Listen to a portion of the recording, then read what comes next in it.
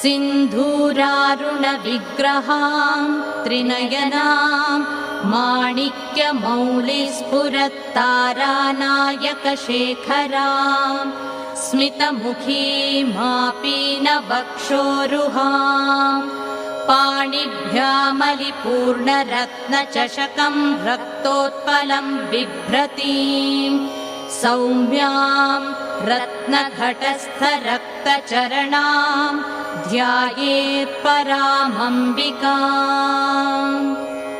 अस्य श्रीललिता सहस्रनामस्तोत्रमाला मन्त्रस्य वशिन्यादिवाग्देवता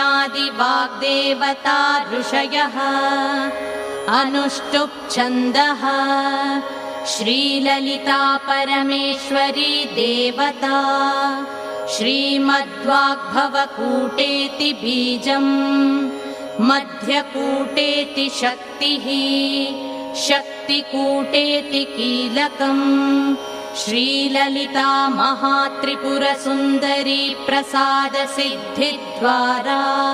चिन्तितफलावाप्त्यर्थे जपे विनियोगः मूलमन्त्रेण करषडङ्गन्यासान् कृत्वा